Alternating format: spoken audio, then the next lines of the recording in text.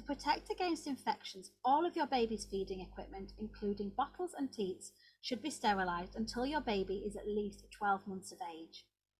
So the first step is that when your baby has had their feed, as soon as possible after that, you will use hot soapy water and a bottle brush and a teat brush to clean the bottle equipment. You could also use a dishwasher. Just make sure that you place them upside down in the dishwasher if you do that. But bearing in mind, once you've used the dishwasher, the equipment will still need to be sterilised afterwards as well. Now, there are different kinds of sterilisers you can use. You can use a cold water steriliser, which you will need to have a tub, and the tub should have a floating lid which can push down all of the equipment under it to make sure it's fully submerged, and it will also have a lid over the top. If you're going to use a cold water steriliser, please follow the instructions on the sterilising solution, but all of those solutions will need to be changed every 24 hours. Normally, what you'll do is you'll wash up the equipment in the way that we've already talked about, submerge it, make sure there's no bubbles in it because you've got that floating lid pushing it down on top of it, and then it can stay in there for at least 30 minutes. Take it out after 30 minutes, give it a really good shake, and it is ready to use. But the equipment should be at least 30 minutes in the cold water steriliser. You might want to use a steam steriliser. These are generally either electric ones that you plug in or a microwave steriliser.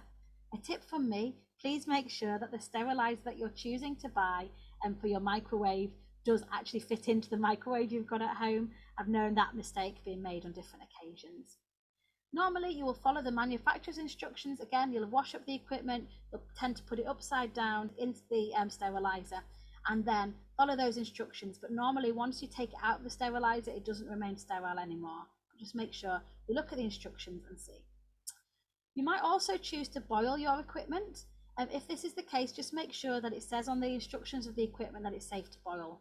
Please bear in mind that the teats of bottles can disintegrate quicker, so you'll need to be really careful checking that the teats are not torn, cracked or damaged in any way before using them with your baby. If you're going to boil, clean all the feeding equipment, put it in a large pan of boiling water for at least 10 minutes, making sure it's all under the surface, and please set a timer so that you don't leave it on too long, and please obviously do not burn yourself when you're removing anything from any of the sterilisers. So after you've finished your sterilising, leave the bottles and teats in your steriliser or the pan until you need them. You're going to wash and dry your hands before you're handling the sterilised equipment, and ideally you could use sterile tongs to do that. When you take them out of the steriliser, shake any excess water out and put the teats and lids on the bottles straight away. You always make sure that you're assembling the bottle on a clean, disinfected surface, or even on the upturned lid of the steriliser.